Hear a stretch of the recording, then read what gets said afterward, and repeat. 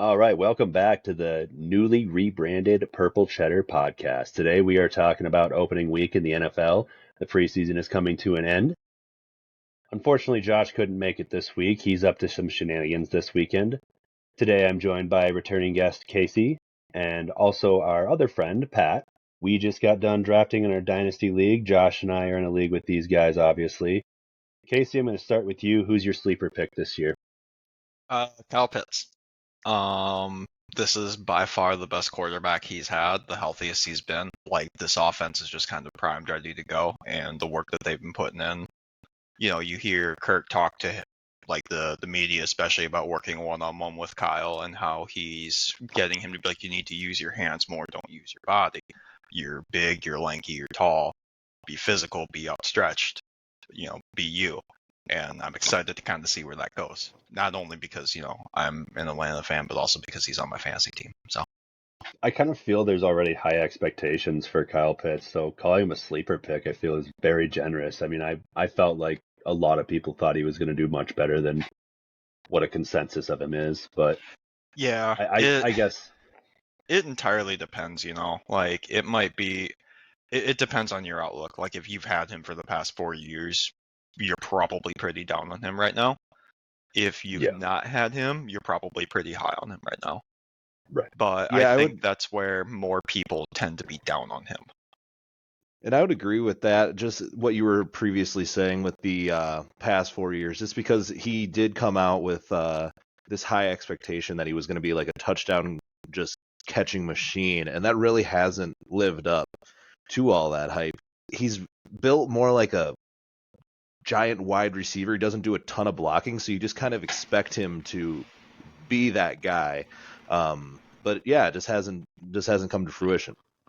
Like on top of that, his first season, didn't he have like 1,000 yards and only 3 touchdowns? Like a 6'6" tight end only has 3 touchdowns but 1,000 yards. That's an Atlanta that's tradition. odd. I guess it's like Julio Jones, right? Yeah, as this is say, Julio. Well, Pat, who do you have for sleeper? Well, we're gonna be continuing with the Atlanta Falcons, Yeah. but on the other side of the Kyle Pitts, it's gonna be Kirk Cousins. I know last year he was QB8 in fantasy points for the season, but and he's also coming off of an Achilles injury. But you have to think about where he's playing. He's still going to be playing indoors. He's going to have even bigger stars around him. He's going to have, like we just talked about, Kyle Pitts. He's going to have Drake London. He's going to have Bijan in the backfield. And I think that's just going to be able to take some pressure off of him and just give him some time to get back into the swing of things with that Achilles injury. I know that players obviously play a little bit different after a major injury, but I just think having that nice backfield with Bijan back there, that's if they use him for that matter.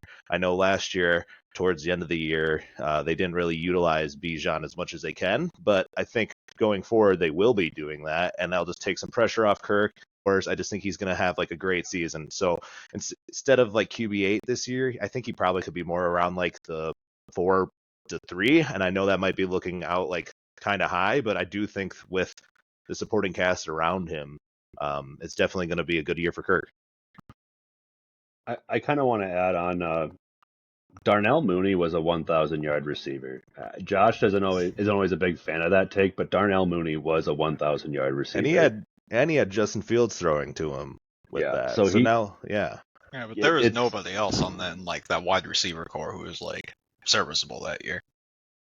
But it's an improvement from whatever they had last year at their number 2 receiver, I would feel. Yeah, definitely. And, I mean, it's more for Kirk to throw to. I mean, I look at KJ Osborne on the Vikings, and he comes in pretty clutch quite a few times, being their number 3 receiver, and them having Pitts and them having Drake London, I could see Mooney filling that role for them too, and Cousins getting real comfortable in tough situations, and their backup. What's their backup's name again, Casey? Algier. Yep. Algier. Zach Robinson's talked about how they don't want to run the wheels off Bijan early in the season and early in his career, and so you'll be expecting to see kind of more, like, it's not like going to be a 50-50 backfield. Obviously, Bijan's still the number 1 RB, you're not going to be seeing like that Christian McCaffrey level workload for Bijan. I think it's going to be a lot closer to like maybe 70% of what Christian's workload is. Yeah, and I guess I didn't bring up the fact that obviously they drafted Michael Penix Jr. in the 8th spot, but from everything I have read there, and I think they actually said this, that they were going to go try to do more of like the Aaron Rodgers, the Jordan Love method that the Packers were doing, where they sit the quarterback for a little while, have the veteran kind of build him up, show him what it is to be a pro. So I'm not really worried about him. Even if Kirk starts off slow and people are like, let's get Penix in there, I don't think, barring injury, that they're going to pull Kirk. Now, I could be wrong on that, but I just couldn't see it. I think that they want to give him some time to develop. So that's why I think that Cousins can really, really do well this year. And you know, with mine, I was actually thinking of doing Drake London. I'll be honest with you guys, but I thought like I don't want to be that guy that's talking about the Falcons, and I have him in fantasy, obviously, so I didn't want to just get my hopes up. So I picked Ja'Tavion Sanders of the Carolina Panthers. He is their tight end that was drafted in the 4th round. But when I did mock drafts this year, like in my spare time, I was putting him in the 2nd round a lot. I mean, I have high hopes for this guy. Dalton Schultz, Travis Kelce, Mark Andrews, George Kittle. You know, these are just a few very talented tight ends that were drafted outside of the 2nd round. The Panthers' role of number 1 and 2 targets are wide open for anyone. I mean, you can't tell me Thielen's going to keep that. I understand Leggett and Deontay Johnson and John Mingo are also competition, but you know, Thielen's 34. Johnson, I mean, he's all right, but he's not going to be a red zone threat. I mean, the guy has like 4 touchdowns in the past 2 years, and I can see those targets going to Ja'Tavion Sanders because he is a very smooth runner. I think he's got the tight end spot in, and I think if you grab him for a dynasty, I think it's really worth it. I think that this could maybe not be as great as what Sam Laporta was last year, but you could see maybe a 700-yard tight end, maybe with 8 touchdowns or something like that. Yeah, I mean, that makes sense to me. Especially where you can get him, like, outside of dynasty leagues. Yeah, the only issue I could see is that it's going to be a new system that he's going to be playing in. It's the Panthers. Quarterback's still pretty young. They have David Tepper. I mean, the guy literally bought, if I recall this story correctly, he literally bought his old boss's house and then just leveled it. So if people aren't doing well, it's hard to feel like that culture is going to let anyone kind of grow if they aren't doing well. It just kind of feels like they might be playing scared. So I guess, I don't know, it all depends on what kind of culture they're building down there. I know they're getting a new coach, so we'll see what goes on, but I could see just young quarterback, new coach, owner that's a dickhead. I could see it not going right either, but at the same time, I mean, there's a lot of upside. Oh, I got a lot of best case scenario in mind with these guys today, and you'll hear about that later. No, I think especially if you're looking for an actual fantasy pick, that's probably a pretty deep sleeper and everything. Especially exactly, it's more focused on dynasty and everything. Even if you're in a 12 team, you can probably find 12 better tight end scenarios than him. But that is a sleeper pick to take definitely in the later rounds still, I feel. I'm saying last round, you already got your kicker for some reason. You know he's going to start, so you know you're going to need a backup tight end to stream 1 week when your main tight end's on bye. Tight ends always get hurt. So, yeah, that makes sense to me. That's all we're going to get into for fantasy today, but this draft has been one of the most talent-filled and exciting drafts we've seen. Especially on the offensive side. Defensive players weren't taken until pick 15. But we're going to start with defensive players today. Pat, who do you have for your defensive rookie of the year? Yeah, I was going to go with Nate Wiggins at the Baltimore Ravens. He's a cornerback. I just think that he's very quick, and that I think that it's going to give him a lot of time to be able to make up ground, be just sticky in press coverage. The Ravens just always have a good defense, it seems, year in, year out. I don't know what Harbaugh does, but he gets his boys ready. He gets them to play. And I just think that Nate Wiggins is going to be able to really be able to play off coverage and zone either way. He's just super quick. So it makes sense to me that he's going to be a great player. And I think he's going to fit in the Ravens scheme well. And I know the Ravens with like Roquan Smith, that front seven, they're going to get to the quarterback. And so I think that him just being a press corner, I just said it's going to be a good match. And I think that he's going to get a couple picks. I think that he's going to take at least one to the house this year. And I could be wrong on that, but I don't know. It just feels like the right pick. And I know that normally you'd go for like a, edge rusher or, someone inside, but I'm going to go cornerback. I like that, actually. It's kind of like Sauce Gardner was Defensive Rookie of the Year, I believe, a couple years ago, but I do agree with you. It is usually an edge rusher. Like his fit in Baltimore. Josh's quote on that was, Baltimore drafted him for one reason, and that was to have someone guard Xavier Worthy in the postseason. I could see that. Yeah. I believe he ran under a 4.3 in the combine, so he's fast. Like, he's a good athlete. He's just a little guy is all, but he could be a lot of trouble for receivers. Well, what do you got, Casey? So I've got Dallas Turner. I think is just going to be runaway Defensive Rookie of the Year. He's set up on a very, very bad, primed to be very bad Vikings offense. Sam Darnold's not a quarterback. Let's not kid ourselves.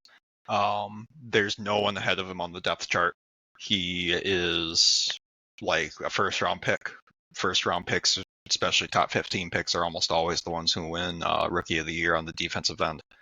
So I think he's kind of like the safe pick. And then for my sleeper pick, I just kind of went with Tyler Nubin. Don't know. Okay. He's got that dog in him. He's on the Giants. I could maybe. You never know. I highly doubt it. I would obviously put significantly more money on Dallas getting that, but Tyler Nubin's a pretty good player, so we'll see what he does. I think that the pick originally for what you said for Dallas Turner, right?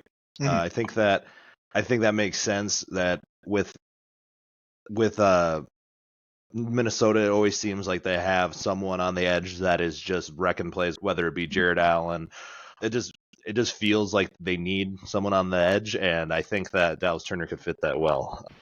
I'm not going to knock Dallas Turner, but I am going to go into my pick of why I don't think Dallas Turner will win. Mine's Jared Verse. In my mind, most years, he's a top 10 talent. And he just, so I understand Dallas Turner is set up to have a lot of snaps, but I'm going to tell you, Jared Verse has the best situation of any rookie defensive player right now. I know Donald's gone, but what a lot of people don't know is that they actually had two guys that combined for 17 sacks that were rookies last year. That being Kobe Turner and Byron Young, and they were both in the top 10 voting for Rookie of the Year. And the other thing, they got Braden Fisk in the draft. I could argue him being a first-round talent, but what also makes him great is that he was teammates with Verse in college, so built-in chemistry comes with it. The Rams we're going to have a good defense, whether they got Jared Verse or not, because Aaron Donald left, I think, because he felt that the Rams were in good hands, and Verse just inherited his situation. They're going to build the narrative that Justin Verse is the defensive MVP. And unlike the Vikings, which even if Dallas Turner had a couple more sacks than him, the Vikings without J.J. McCarthy, I just don't see them giving him the narrative. So even if Dallas Turner were better, I'd say Jared Verse would get it. The only real counter argument I have is Aaron Donald. How much does taking him away subtract from those two rookies having those breakout seasons and everything? And also the change with them losing their defensive coordinator in Raheem Morris. Yeah, he's prime for you're right. He's probably in one of the best, if not the best, chances for actual success, especially on a larger scale, just because he's on a significantly better team. So yeah, I can buy that argument for sure. I mean, if honestly, my big take is if the Rams win their division somehow, it's going to be because of their defense, and there's going to be an FSU defensive lineman holding that Defensive Rookie of the Year trophy. I would agree completely with you if it wasn't for the fact that Aaron Donald isn't playing there anymore. If Aaron Donald's still playing with the Rams, I think it's a lock for Jared Verse just immediately. Yeah. But unfortunately, that isn't the case. So I can see like that whole defense taking a step back. Yep. But I mean, I don't. Your take is makes sense. It's just that without that guy in the middle there, it's a big hole. Yeah, right. Is what you're saying. It's an Aaron Donald-sized hole. And the case I'm making is that they're using two players to basically fill that hole. Yeah, and that makes sense. It's just Aaron Donald. I guess so. I mean, but Jared Verse could be anything, even Aaron Donald. Yeah. Hey, sign me up. Where do I sign? So my dark horse one, and I went deep for this one, and it's only a little biased. It's the Packers' Tyron Hopper. So here's some fun stats. He had 19 tackles for loss in his last two collegiate seasons. And then he also had 33 missed tackles. So he appears, what his scouting report says is he needs to clean up his tackling, essentially, is what his weakness is. But I've been watching his tape, and the dude is just a piss missile. And he's very good at getting past linemen. He at the Ravens game today, he had a very good tackle for a loss. I think the running back lost like 3 or 4 yards because he came in so hot. And I just don't have a ton of faith in the middle linebackers right now that they have on the depth chart. I think that if the Packers kind of realize their talent of what Tyron Hopper could be and he gets hot, I mean, it's a possibility he could get 12 tackles for a loss, maybe a few sacks thrown in there. You got yourself a case for Defensive Player of the Year. Rookie. Defensive. Yeah, I hope. I'm also a Packers fan, so like obviously that's a homer feeling for me to want him to be that good, but like you said, it's a long shot. He's been making his tackles, and it's looking good, you know. And I'm not saying he's getting it. Again, this is my dark horse. This is that what's translating in preseason is going to translate into the big games here. That he's going to continue getting tackles for losses. He does make, and I will say there are some tackles where it seems like he's going a little too hot, but he made a couple like big saving tackles against the Broncos that probably saved the Packers about 30 yards because of how quick he reacted and just having to work in the open field with the lineman in his face. And I mean, dude is very good at getting around the lineman, getting to the tackle, even in the open field. It's impressive. So, I mean, he's got the talent, but it's got to translate. Yeah. Sure enough. Well, and like you said, it's a dark horse pick. It's not meant to be like he has any real chance at this. It's like, maybe. Right. I just feel like it is essentially what we're picking. Oh, yeah. No, that is what it is, for sure. I would not bet. I wouldn't bet a nickel on it. It's a waste of a nickel. Instead of dark horse, the better thing to put would be like, I'm rooting for this defensive rookie really hard this year. Right. Yeah. This is my homer pick of the year. Yeah, that's what Tyler Nubin is. He's from graduated from the University of Minnesota. Hell yeah. So let's talk about offensive rookie of the year. Who wants to go on that? I mean, I think it's just Marvin Harrison Jr. No questions asked. Like, unless he gets injured, there's no question it's Marvin Harrison Jr. I mean, I can see that. I have a fiery one. You know, no one's expecting this, but I'm gonna take, little known guy named Caleb Williams. Okay. I think that just what they built around him is one of the better things that a rookie quarterback has been coming into. I mean, he's gonna have Keenan Allen, DJ Moore there, Cole Kmet, Gerald Everett. It's just gonna be so much talent around him. Now, obviously, I know Keenan Allen has injury issues, but I mean, the little time he's probably going to be playing there, I think it's going to be just really good for him. I mean, it's like I said, it's chalk. It's hard not to say that. I mean, it's a quarterback, but I just think that he's going into a good system.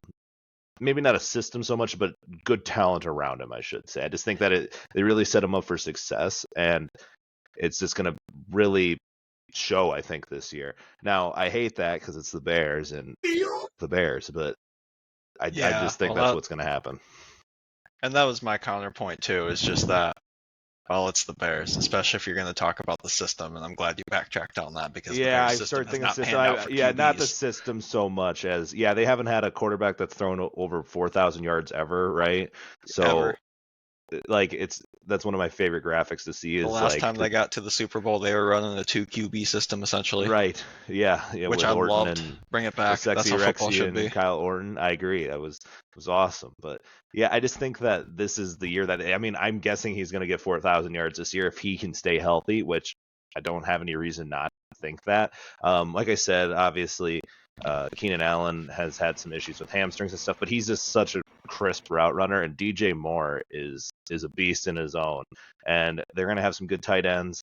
I'm trying to think of who their running back is currently.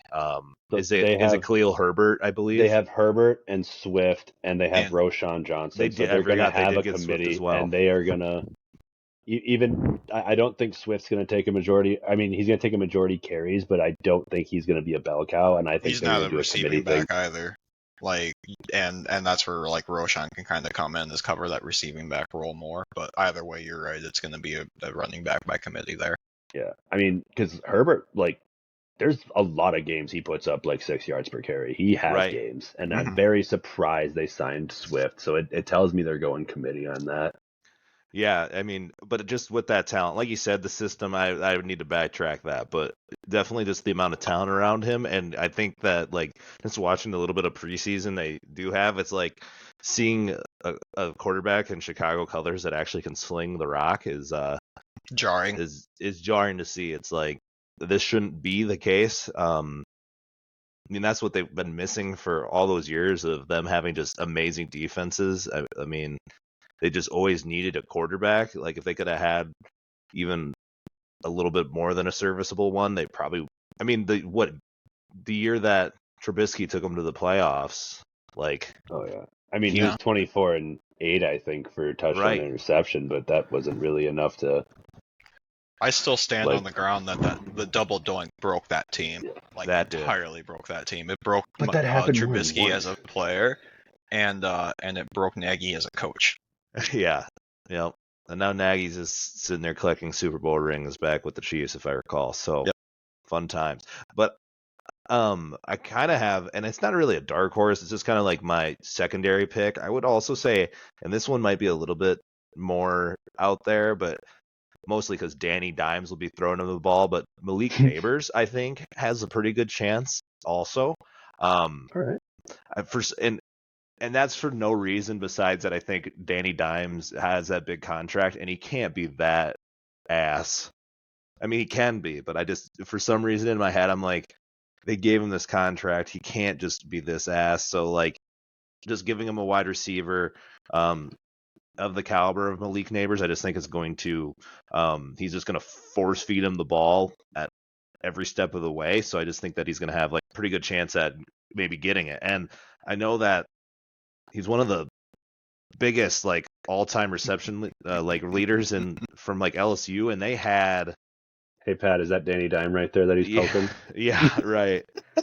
Hey, Danny's got some wheels on him. We all know that. Yeah, so. He clocked like didn't he clock one of the fastest runs like a couple of years ago? If they just run jet touch pass, they're right. Both. Just run the option with Malik Neighbors. Turn Malik Neighbors into a wingback. Right. You've got some talent there. That's all I'm saying. Whether or not it translates to anything, maybe, but you got talent. Right. So I don't know. We'll see. I know that they tried. They don't have that. Who did they draft a few years ago that then got traded to the Chiefs? Kadarius Toney. Kadarius Toney. So, but I think Malik Neighbors is miles ahead of Toney. So, like, I think that he'll be a better fit, and I think that he just has a better chance. What do you mean? Kadarius Toney said he's the best receiver in the league, and I believe him. All you need to do to like know anything about Kadarius Toney as a football player is go watch the highlights from the I can't even remember what game it was. I think it was like Anthony Richardson's last good game with the Gators in like any real chance at the postseason. And Kadarius Toney like almost essentially lost them that game because he just got stupid and dropped the ball. But yeah, I'm not a big Kadarius Toney fan. He's very fast. That's cool. But that's all I really gotta say about him. I didn't know he played with Anthony Richardson. Yeah, for 1 year. 1 year. Yeah. Didn't know that. And that was like the 1 year that the Gators have been good in, God, I don't know, 20 years since like Tebow. I don't know. I've loosely followed the Gators like for 20, 25 years, but like it's not been a good follow. I tend to pick bad teams, I think. That's okay. Yeah. But I do have a sleeper offensive rookie of the year as well, and that's Blake Corum. I think he's probably got the best situation for like a rookie running back specifically. There would need to be a lot to happen, I think, in order for him to kind of like hit that, and he'd have to have like a pretty large season in order to do that, as well as like both like Neighbors and Marv having maybe 1,000-yard, 8-touchdown seasons at the best. But I think that he has a chance at least. Yeah. I mean, he was great in college. He had the most touchdowns in college football last year, if I recall. Most touchdowns in Michigan history. I mean, I'm just worried that, and this is probably more long-term than it is next year, but he's got a lot of miles on him, I feel, because he was utilized a lot in college, and I wonder if that's going to play any into like trying to preserve him a little bit in the NFL. I know NFL is the not for long league, so they might just try to just run the brakes off him, but I don't know. We'll see. Who is the that running back for? Oh, Sony Michel. That's who. Who knows? Maybe just Sony Michel. Yeah. That'd be rough. I really didn't want to give it I didn't want to give it to Caleb Williams, so I won't. Jaden Daniels is going to win it. They traded Jahan Dotson, and what that tells me is they're planning on utilizing McCaffrey. And he used to be a quarterback, so don't be surprised to see Daniels catch at least one pass this year. Ben Sinnott was a new tight end they got. He's kind of a gadget player as well. I'm kind of excited to see how they utilize him in the offense. Terry McLaurin did have 1,000 yards last year, so don't forget about him. And they did add Austin Eckler. And I know he didn't have the best season this last year, but you know, there could still be something left in the tank. And I thought Brian Robinson didn't do too bad either for the amount of touches he had. So a lot of offense, a lot of weapons. They improved their offensive line in the draft. Jaden Daniels has been throwing dimes in the preseason. I mean, just absolute dimes. I think he's only missed like 2 passes. He hasn't done any breakaway runs yet, but I'm going to be expecting them, and I just don't see them coming from much as Caleb Williams, and I think that's going to put him just over the top this year. I think maybe Caleb Williams will have a few more yards than him in the air, but I think Daniels is going to get a few touchdowns on his legs, and that's going to put him over the top. Yeah, I can buy that. Yeah. I don't have anything really to add to that, really. No, he's a very talented player. The only question really is like, and I don't think that this is going to matter very much, is just does Dan Quinn still have that curse attached to him or not? Let me tell you a counter here. Martavis Bryant is on the roster. Really? Random receiver check, guys. Go. Wow. Ooh, Algie Crumpler. Although I think he was a tight end, so I might not count. I'm going to go with my favorite one from when I was younger watching the Packers, Javon Walker. Ooh, yeah. Jarrett Boykin. Des Bryant Also Packer. is going to be one of those receiver names. Yeah. One of those days he's going to be that guy. Yeah, where he's just Right. like, oh yeah, I remember Des Bryant. Yeah, he You was want good. another?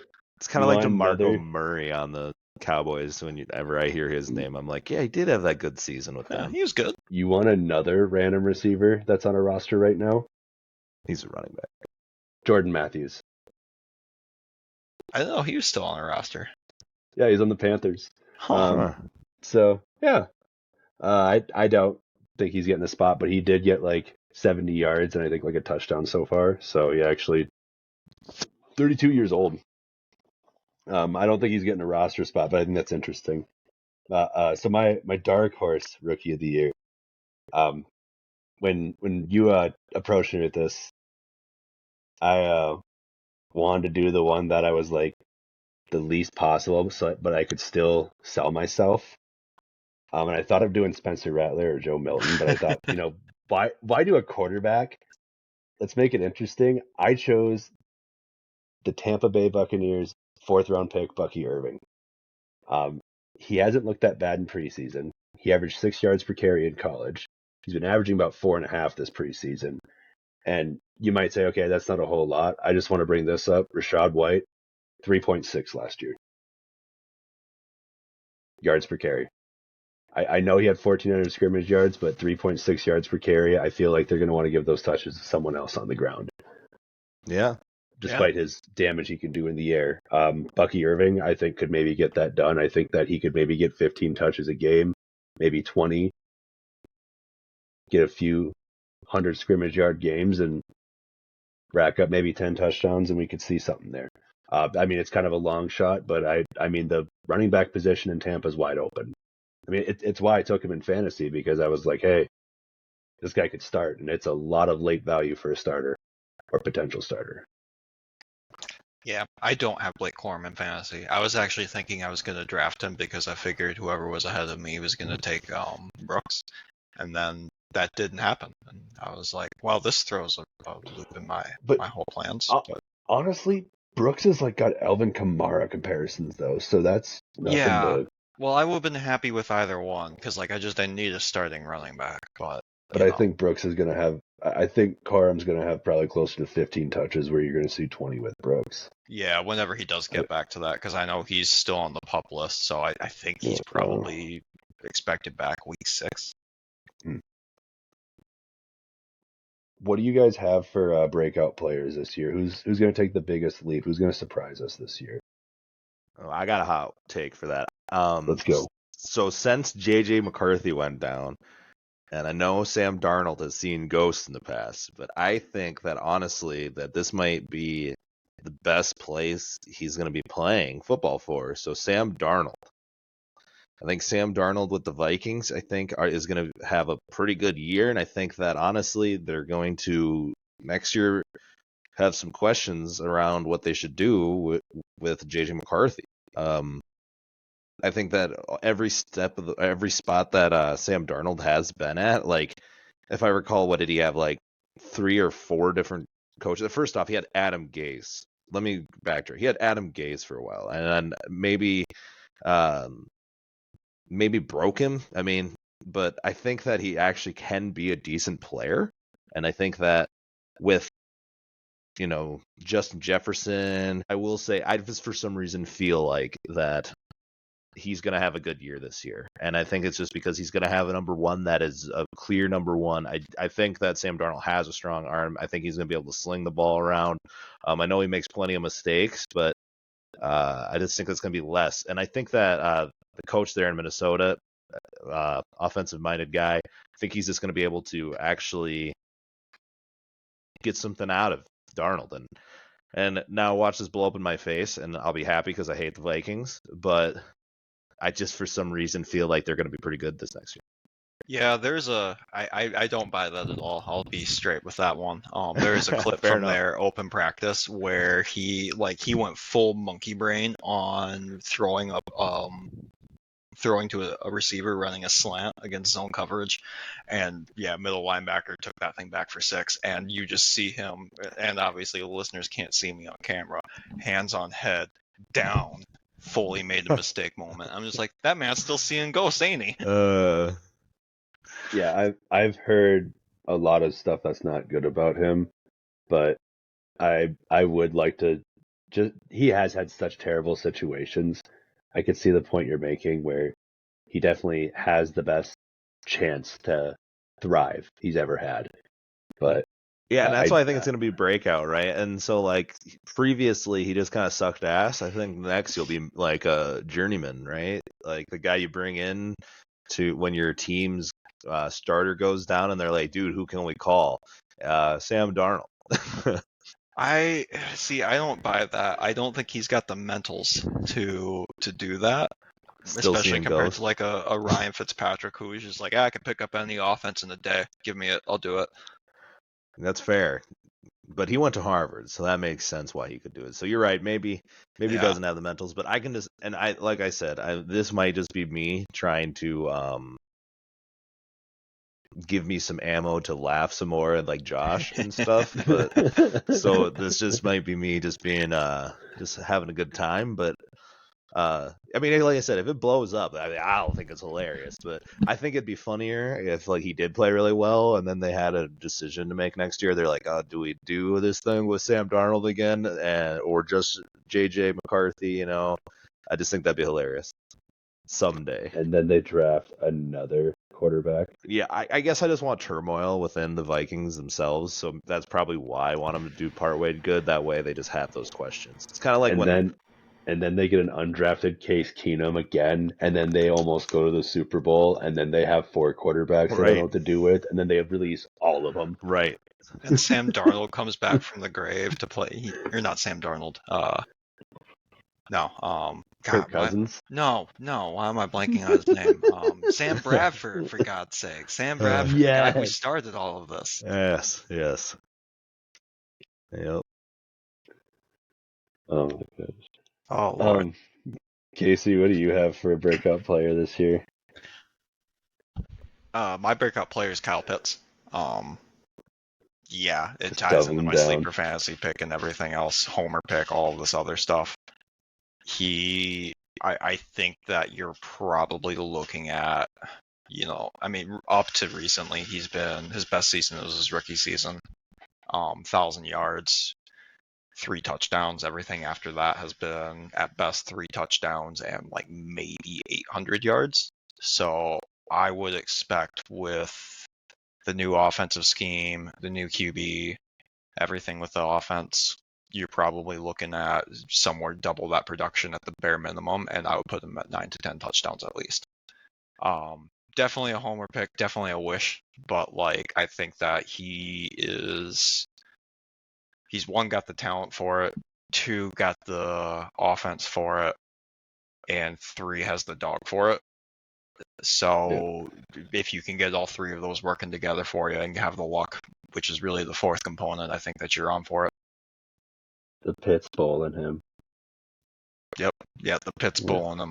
The Pitts Bowl in him. Yeah. Unfortunately, he didn't play for UCF, so he didn't play at Pitbull Stadium. I like the running back Chase Brown on the Bengals.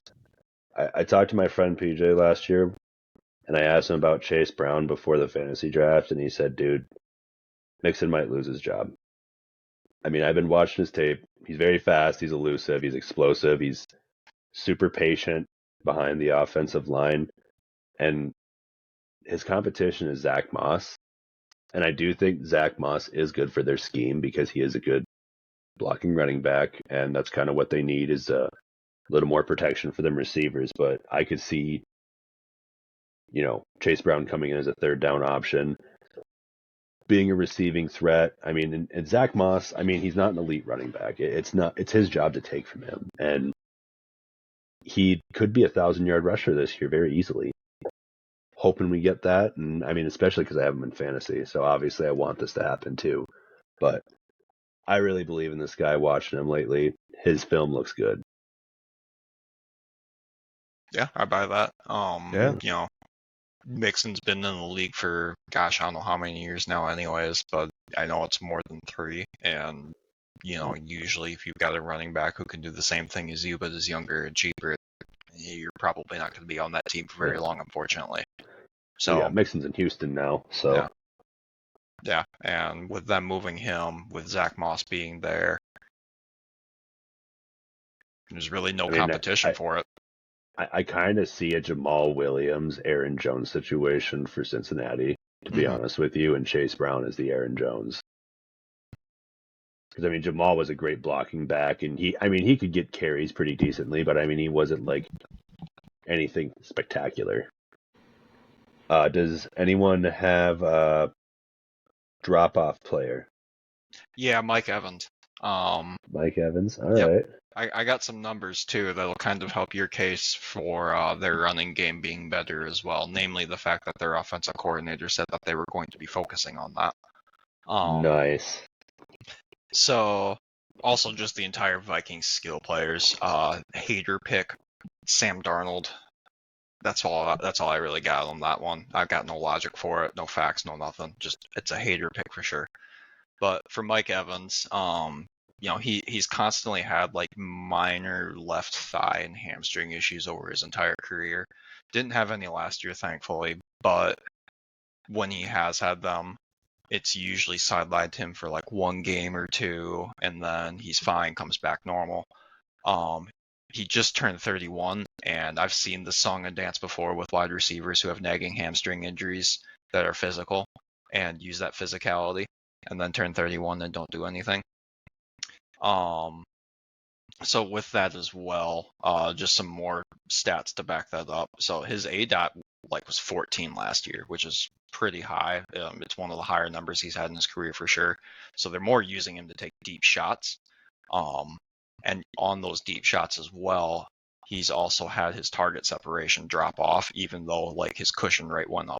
So even though defenders are sagging off of him more to account for those depth targets, he's still not having as much cushion on even the underneath targets to account for anything separating that.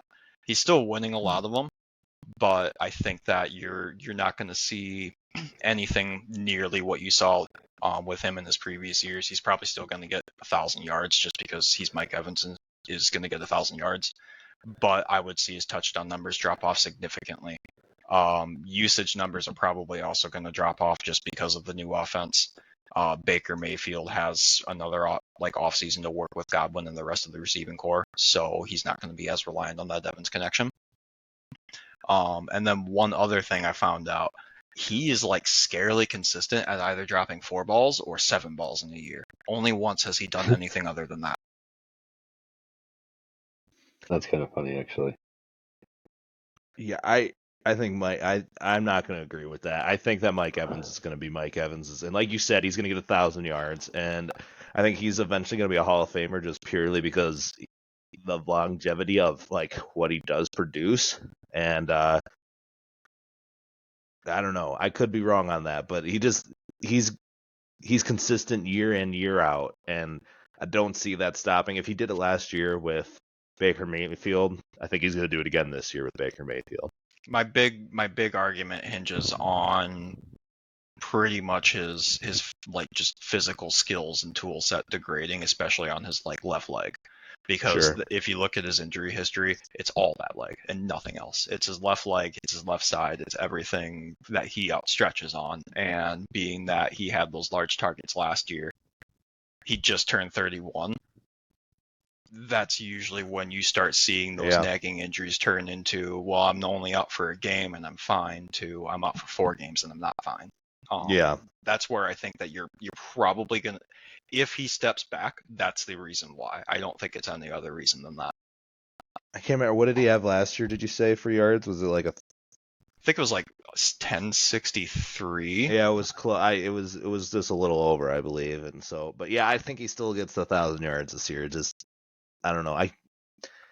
Year in and year out, he just produces, and I've been a hater of him in the past, and I mostly just because I don't like Tom Brady, and I wanted him to do poorly when he was there. After seeing him with Baker, I just don't think it's gonna. I just think he's gonna continue. My favorite thing about Mike Evans is he caught Tom Brady's 600 touchdown ball and he gave it away to a fan. Yeah, I always respected him for that. And people were yelling at him. He goes, "I didn't know." You could just see him pissed off. Yeah, as a Falcons fan, I Mike Evans to me is a Hall of Famer for sure. He like you said, he's just consistent as all hell. Doesn't matter who's playing quarterback, doesn't matter how bad that offense is. Mike Evans is going to do what he needs to do. He's going to do his job, and he's going to do his job right. I lovingly hate him. Is the best way Yeah, I I can hear put it. So the player I picked was Jaden Reed. Not that he's gonna underperform or be a worse player, but I think he's gonna take a step back because of opportunity. I looked into his stats last year, and it did say he had 3 drops, but I find that to be very generous because the games I was watching, it definitely felt like he had 5 in the first 4 games. It at least looked like a catch he should have pulled in. So I just felt like his hands weren't necessarily the best. I do understand that we talked about Christian Watson in our last episode, and Christian Watson to me is going to be playing more this year. He is going to be having a bigger role in the offense, and I think that's going to take away from Jaden Reed. And it really seems like they want to involve Dontavian Wicks more in the role as well, so that's also going to take away reps from Jaden Reed. So it just doesn't look very good for him. I don't think he's built to be a number 1 receiver either, but I mean, he's more of a slot receiver, and I think that he's not going to send that role too much further this year. I guess I'm Yeah, gonna be real honest. I'm not super familiar with him, so Yeah, he was the leading receiver for the Packers last year. yeah, I think I think that he'll take a step back just because Christian Watson's probably going to be the better receiver for sure. Yeah, and even in fantasy, it says Jaden Reed is at like 73 and Christian Watson is at 112, and I'm like, ooh, that is, you know what? I don't believe that, and I have Jaden Reed below Christian Watson in my queue. Like, Yep. I'm not, Past I'm not Jaden gonna Reed. take it. Yeah, he's above Jaden Reed. There's no way I'm having Jaden Reed above him, and it's not that he's a bad receiver. Again, I like him. I just think he's gonna have less opportunity this year. sure. Yeah, no, I think that with Romeo Dobbs, Christian Watson getting another year in their belt with Jordan Love, I think that he definitely could be taking a step back. So no thoughts here other than what you Yeah. kind of already Well, displayed. and Wicks and Musgrave's going to be in there. Right. It's every single month last year there was a different receiver that led the month. Jaden Reed only led 1 month in receiving, so I mean it's really up for grabs for any Packers receiver to be number 1, and I just don't think it's going to be him. Sure. So yeah, I was gonna actually go with, and I like this player a lot, and I'm a Stroud boy, but Ooh, I think CJ Stroud is going to be taking a step back. I know last year he had an amazing year. He only threw 5 picks, 23 touchdowns. I think that his touchdowns could be up, but I do think that the sophomore season of him, he's going to be throwing some more picks, and that could just be because he's going to be trying to go for a little bit more. They're going to maybe give him a little bit looser leash when it comes to audibles, and he's going to be trying. I think he's going to be trying to make more plays, and I think it's going to come to more mistakes. I know he played 15 games last year and he still had 4,108 yards, it says, but I just can see him trying to force it a little bit more. I know Tank Dell is going to be back, so that was one of his favorite weapons last year, but I just can see he's going to throw some more picks. It's going to be, I think he's going to throw more in the range of like 12 to 15 picks, and that's going to be like close to triple what he threw in his rookie season.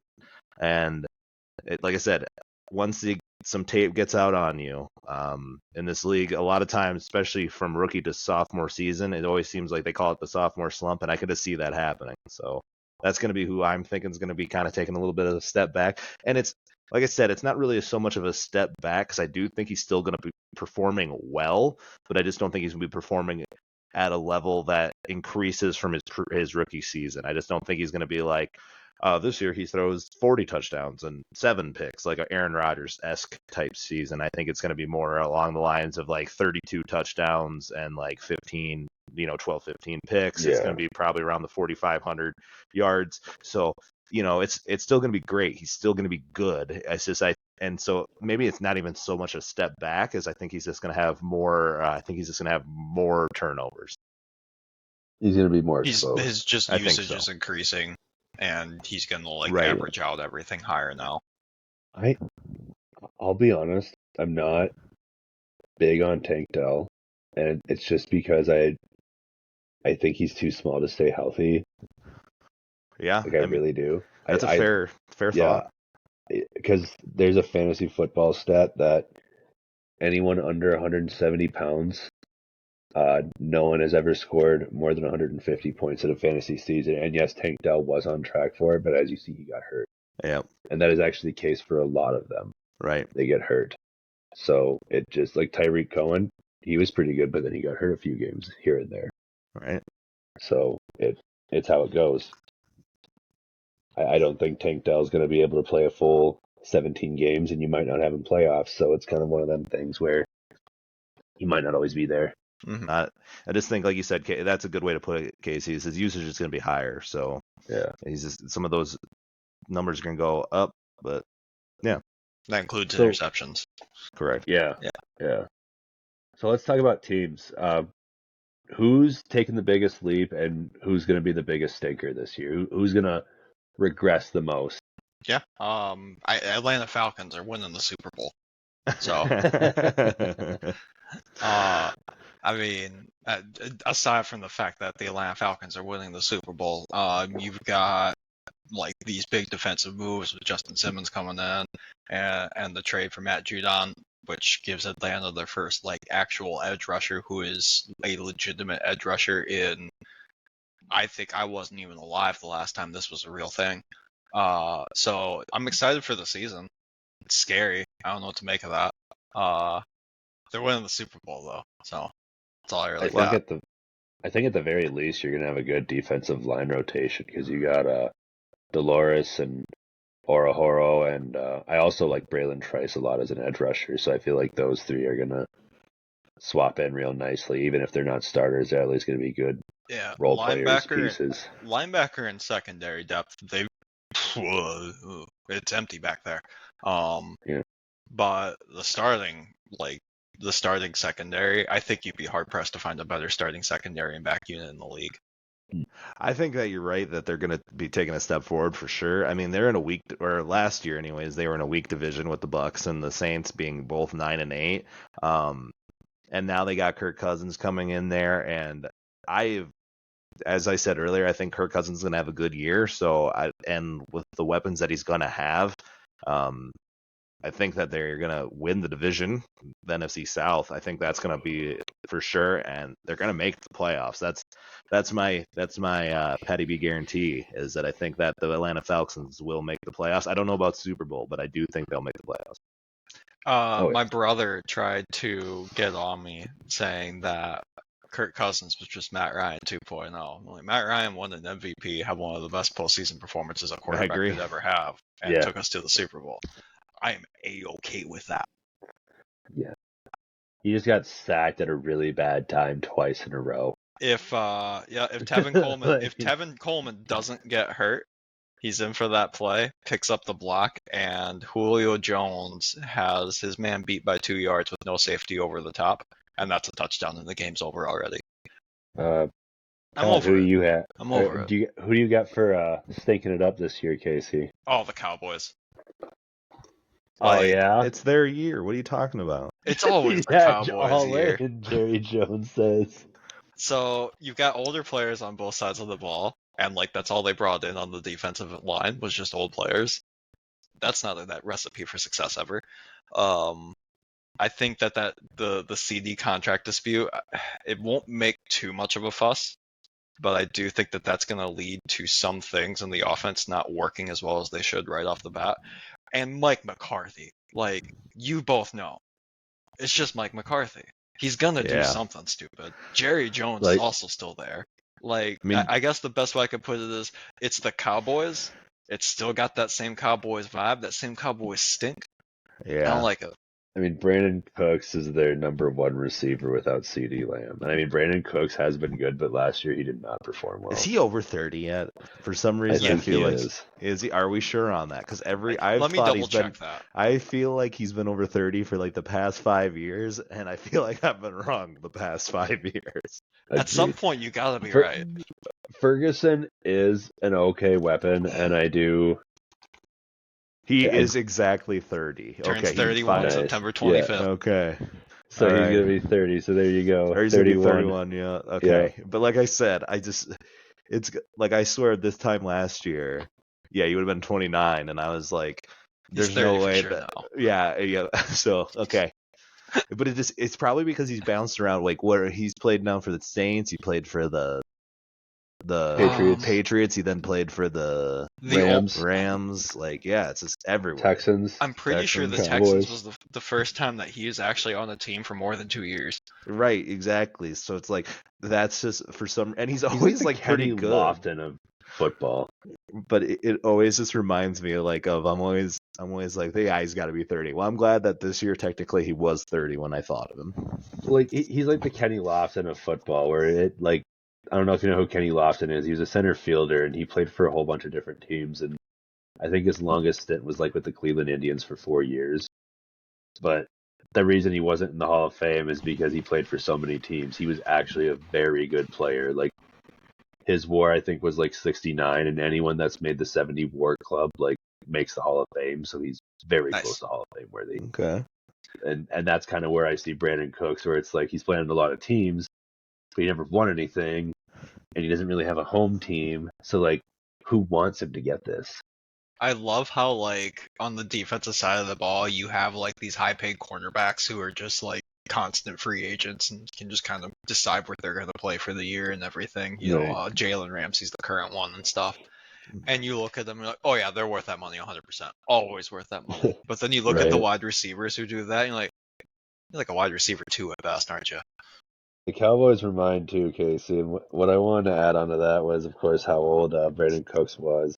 And I understand they have a good offensive line, but I don't really see them pulling anything off at all. It's like you have a good offensive line and Micah Parsons that you're probably going to end up trading because you're going to go in rebuild mode. I even forgot they had him. He's a great player, but they're going to have to probably trade him, I feel. Yeah. He's a fantastic player. Yeah, that's fair. I feel like they're going to trade him. Yeah, well, fair. If they don't trade him, he's going to hold out, and then you're not going to sign him again. So you might as well just trade them. Yeah, exactly. Take the picks, and then Jerry Jones could be like, see, we're going all in on the rebuild. So who does Dak Prescott play for next year? Seahawks. Yeah, that's a good one, yeah. I could see him going to New Orleans. Ooh. They'll probably stick with Carr, I feel, but I could see that too. There's no way. Carr is not it, man. Well, I mean, dude, what if his eyeliner signed him to a $100 million contract?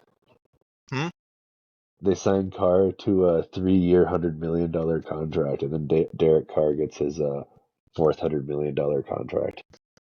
Derek Carr is not it. They're going to be walking from him, I think. No, he looks too good with his eyeliner and the black unis, like. Yeah, especially in New Orleans. Works really well with the color scheme. Exactly. I think he stays just on that alone. And like Taysom Hill will be like still there for some reason as well. Taysom Hill is 32. He's still cooking. Yeah. He's going to play Atlanta this year. And I can guarantee you that goddamn little asshole is going to put up 110 yards and a touchdown in both games. Yeah, somehow. If you want to bet on something, that is what you bet on, because more often than not, like, it is not uncommon for Taysom Hill to be like, I'm going to have my best performance of the year against the Atlanta Falcons. I'm going to do it twice even. Now, hopefully, with the defensive additions this year, they could tackle that field. But Jesus, I don't think so. Sorry. I hate Taysom. I love Taysom. I love that you can put him in as tight end in fantasy, or we were able to do that at one time. Oh, yeah. It's still listed as a tight end. Yeah, and then it would be like he's starting as quarterback that game, and he'd get like 20-something points. Yeah. Oh, that's nice. That's what always has bothered me about Taysom Hill. The correct answer about Taysom Hill's fantasy football position is you mark him as flex. He can only play in your flex slot, because that's what he is. Yeah. So what do you have for teams, Pat? All right. I actually have two teams I kind of want to take for taking a step forward, and I think that one of them is just pretty obvious. I mean, barring that Rodgers doesn't get hurt again, I think that the Jets are going to be good. Their defense is amazing, and they went 7-10 last year with freaking Zach Wilson at the helm, and all he had to do for some of those games was just not completely suck, and he just completely sucked. So I just don't see that happening with Rodgers. And so, for example, they went 7-10, and how many of those games are like pretty close? If I recall, he even outbeat the Chiefs. So like, Whoa, Yeah, pretty big. they lost to the Falcons last year, 13-8, in like Right, one of right. the worst games I've seen. right, and And it was only followed by next week's game with the Atlanta Falcons against the Bears. right. So like, I just can't see them having a worse year if Rodgers is healthy and that defense is even remotely what they were last year. It just what they go 3 of those losses, they go 10-7 at the minimum, right? Which that's vying for a a wild card spot. I could easily see them going, even, and they're gonna have, they have what, a third place schedule, because the Patriots won 4-13 last year, but so they're gonna have a third place schedule. So I think honestly that they have a pretty good chance, and so that's kind of where I'll leave that at. But the other team that I think is going to do a lot better this year as well is going to be the LA Chargers. Just with Harbaugh coming in there, I think that they do have a good quarterback. I think Justin Herbert is a good quarterback. I do think that he makes dumb decisions late in games that lose them games, but I do think that with Harbaugh there, I think those will be hopefully dialed back a little bit. But also with that said, there was a story about Harbaugh that I had heard, and it was when he originally took the job at Stanford, and I remember hearing that it was something along the lines of he just started like stopping traditions, and they're like, wait, but we did this all the time, and like, why are you stopping the traditions? And he's like, I don't know what makes you guys losers, so I'm just going to get rid of all of it so that we can become winners. And I think that's what the type of mentality he's going to be bringing to the LA Chargers is, you guys sucked last year. I won a national champion. Listen the fuck up. Now, were they cheating in that national champion? That's up for debate. But yeah. And then for like a team that I think that's going to take a step back, I think the Cowboys as well. But I think that the Detroit Lions are also going to take a slight step back. I think MCDC. I think that eventually, what's going to happen is, like, it's all good when you're winning. It's all that rah rah. I really give a emotional type stuff. But when you do start losing, that shit kind of gets annoying, like that motivational stuff. So they're going to be playing a first place schedule this year. People are going to be gunning for them because they had their first home playoff game in forever.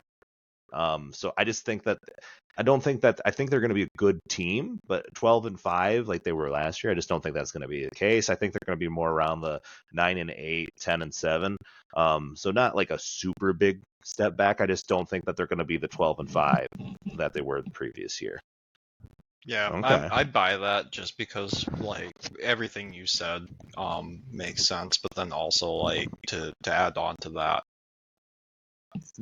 you've just won the division, and like now you have to play division winners. Right. That's a lot harder of a schedule.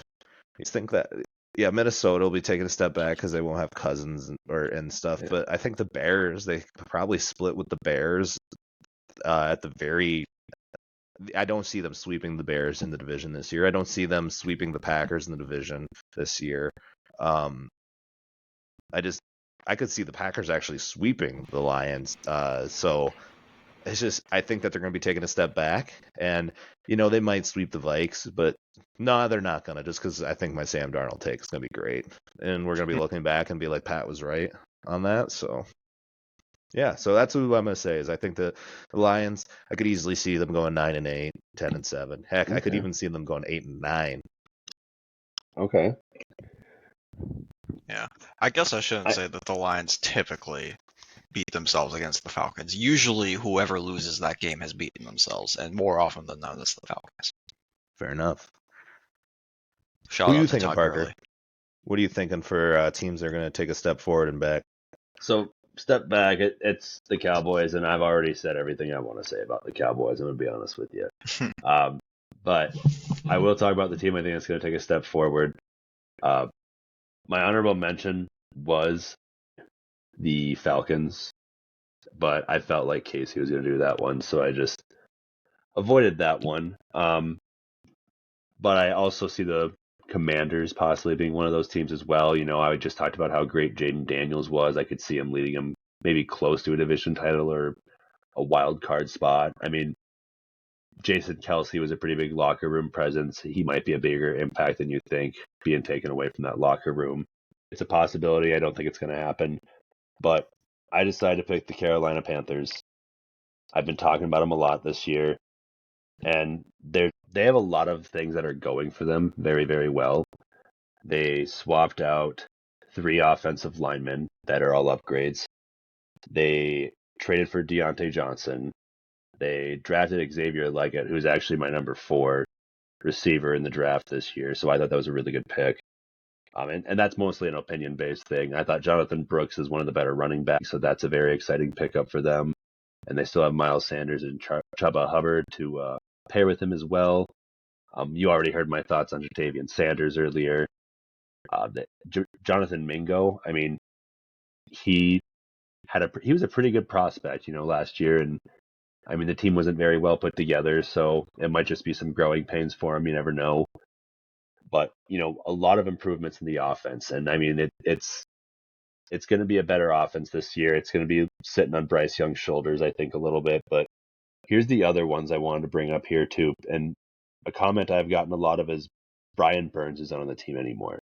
Mm-hmm. DJ Wanham replaced him, and he got 8 sacks last year, same as Brian Burns. And they also had a Jatavion Clowney who got 9.5 sacks last year. They were 32nd in sacks last year. So, I mean, I don't think Brian Burns was as centripetal dense as people think he was. They were 29th in points allowed, but 4th in yards allowed. And they were first in passing yards allowed. They've got all these upgrades. I think they're going to be very good this year. But Casey, I want to share this with you because this is a Saints fan that was talking crap to me when I decided there was this poll that says, who do you have winning the NFC South? I picked the Falcons. I said I voted Falcons, but Panthers are my second pick. Y'all are sleeping on them. They got to steal at tight end, running back in the draft, and I think Legette is underrated. Also, passing defense, I talk about that too. A bunch of people give me a whole bunch of different opinions, and some of them are pretty good. Like this one person said, well, I would say their passing defense was probably good because they had a lot of bad weather games. Oh yeah. Like, I guess I didn't think about that. Like I had no clue. But then you can also kind of look at Bryce Young's stats as a possibility of the falter for that too. So I think maybe getting in better reps could also have him really improve as well. I mean, playing 5-6 games in the rain and throwing the ball like crap and only having 10 interceptions your rookie year doesn't sound so bad.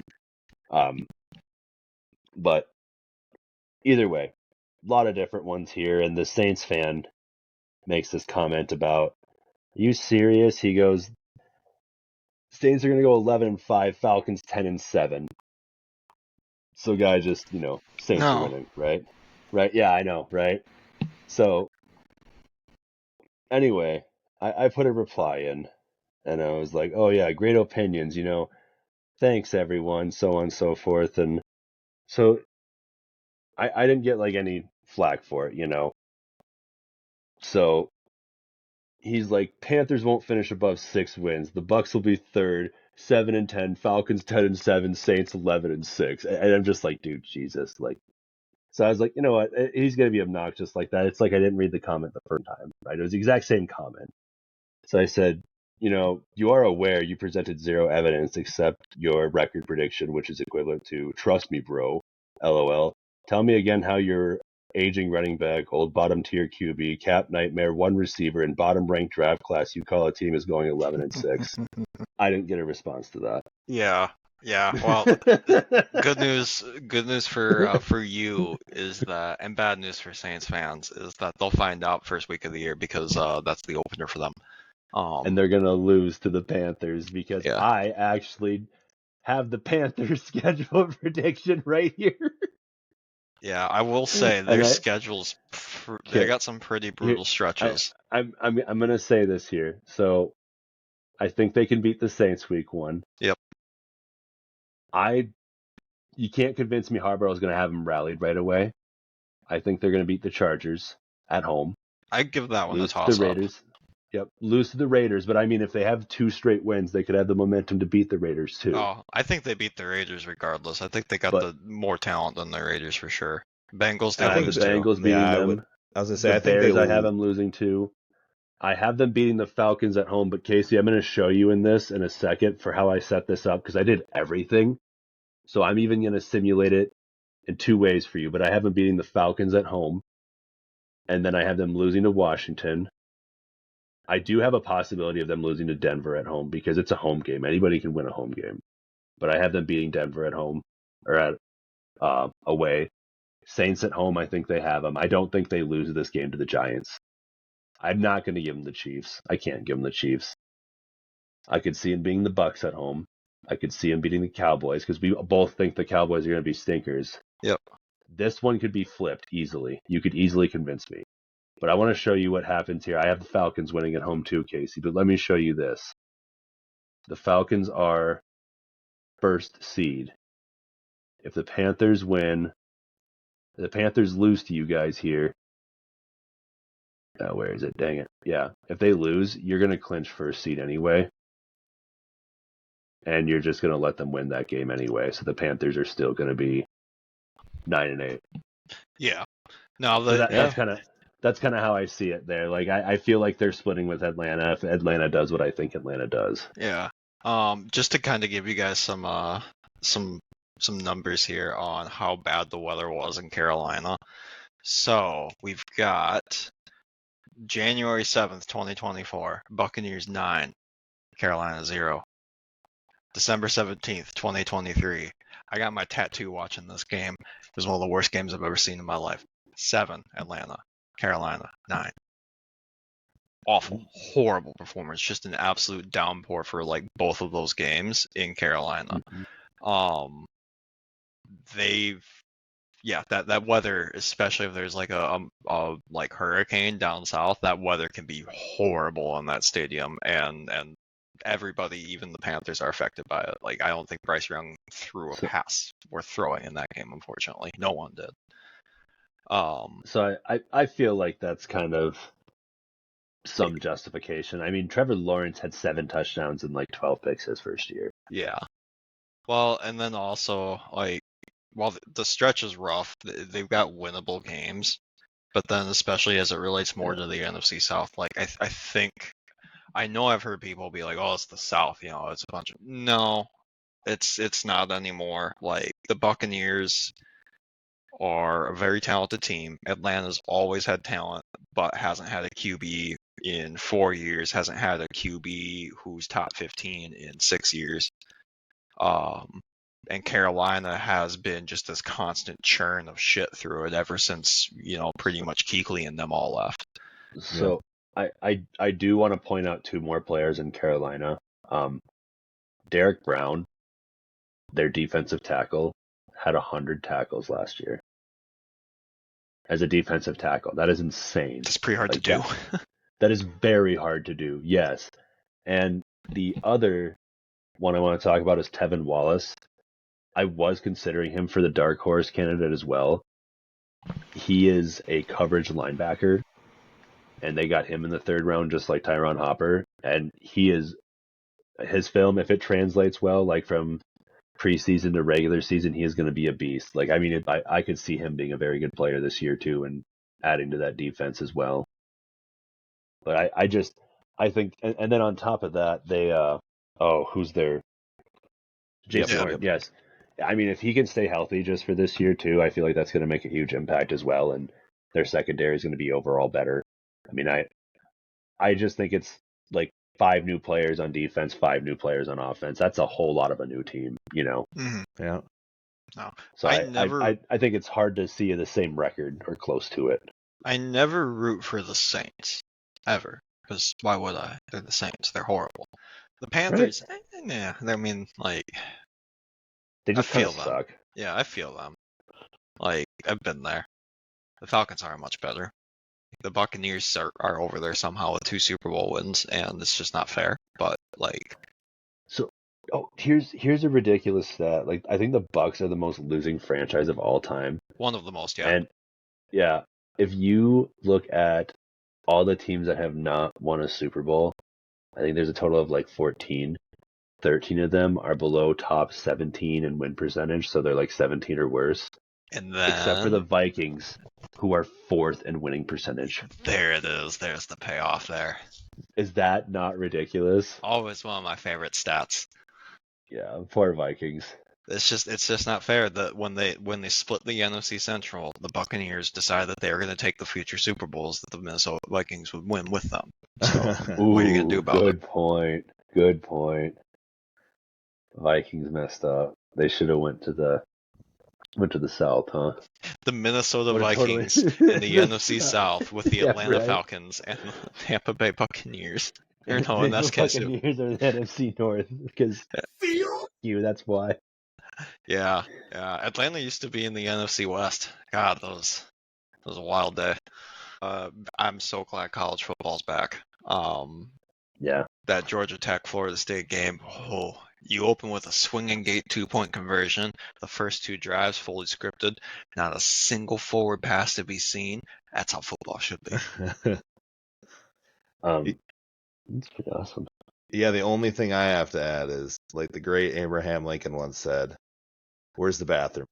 All right. Well, you heard that. Patrick needs to poop. So that is all we have time for today. Thank you for joining us at the Purple Cheddar Podcast.